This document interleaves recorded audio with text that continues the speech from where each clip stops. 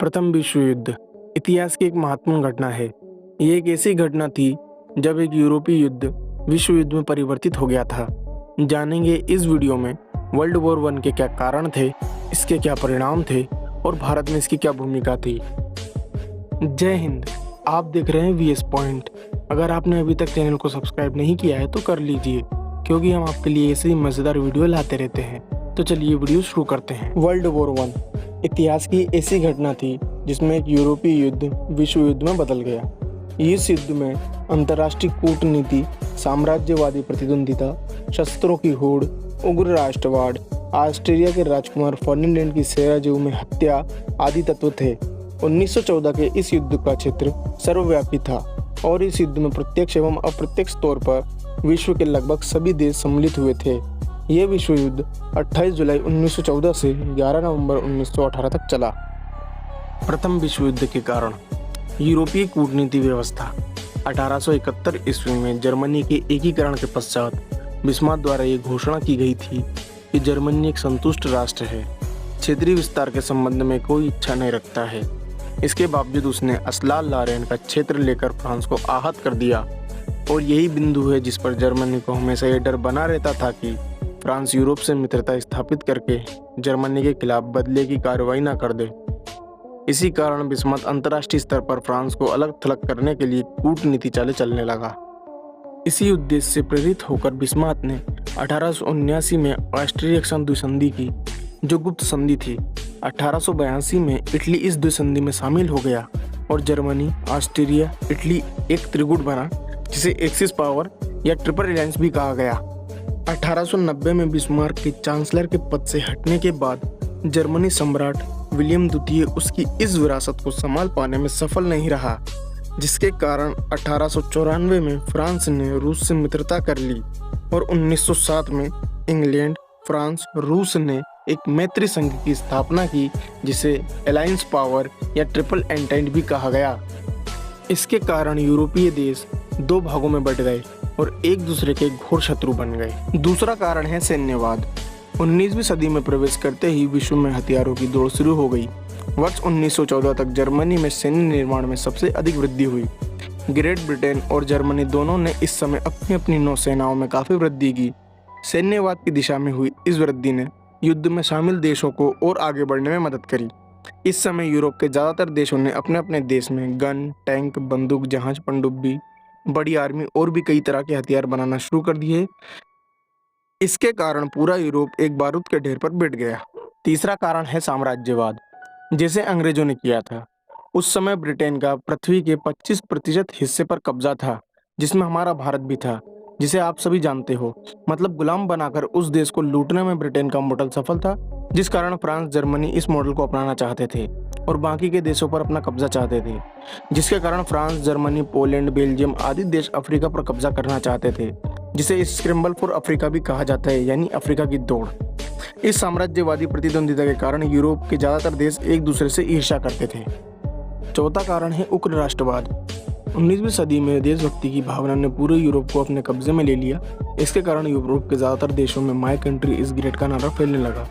इसकी शुरुआत केसर विलियम द्वितीय ने की थी। इसके बाद यह यूरोप के बाकी के देशों में फैल गया।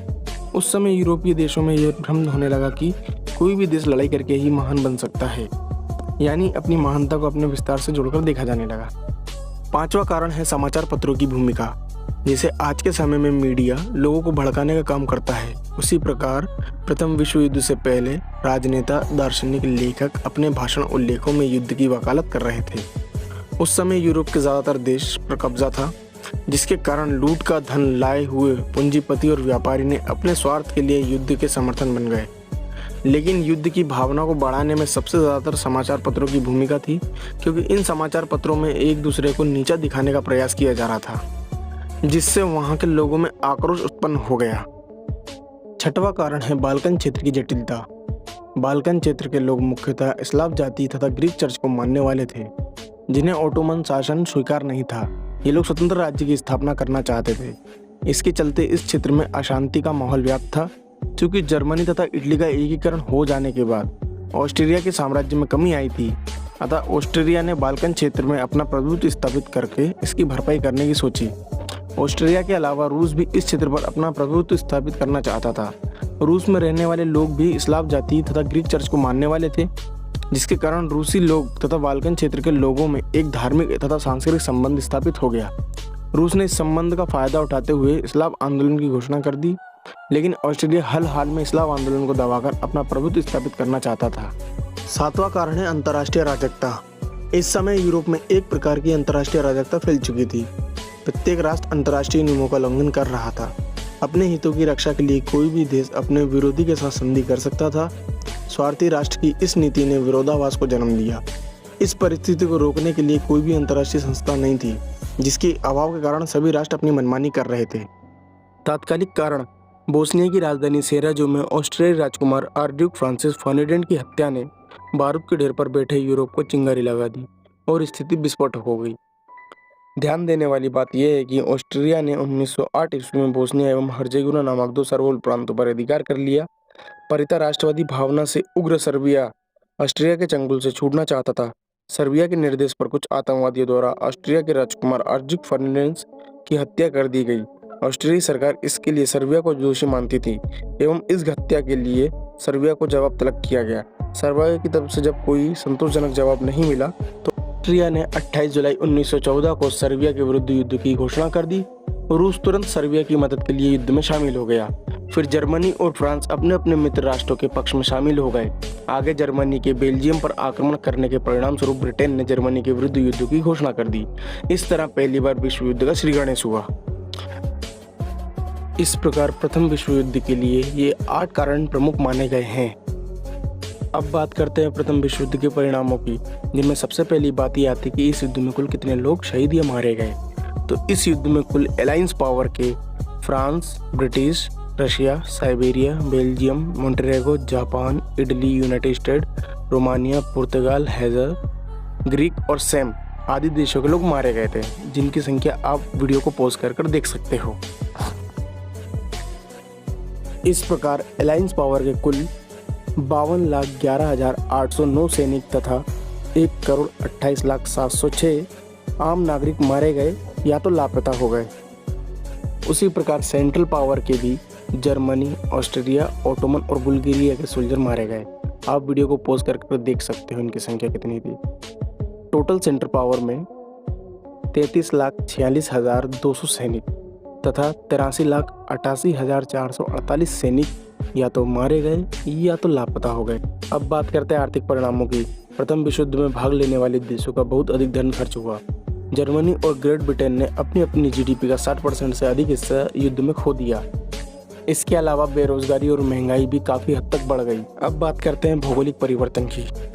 प्रथम विश्व युद्ध में काफ़ी सारे भौगोलिक परिवर्तन हुए, जिसमें से 4 महान शाही राजवंश जर्मनी, रूस, ऑस्ट्रिया, हंगरी, ओटोमन साम्राज्य का पतन हुआ तथा यहाँ पर लोकतंत्र की स्थापना हुई। वर्साई की संधि 28 जून 1919 को वर्साई की संधि पर हस्ताक्षर के साथ प्रथम विश्व युद्ध का आधिकारिक रूप से अंत हुआ। वर्साई की संधि में कुल 440 धाराएं थी।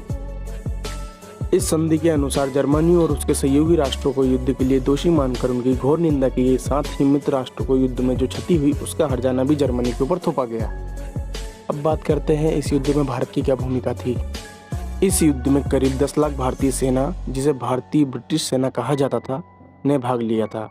इसमें 62,000 सैनिक मारे गए थे और 67,000 सैनिक घायल हुए थे।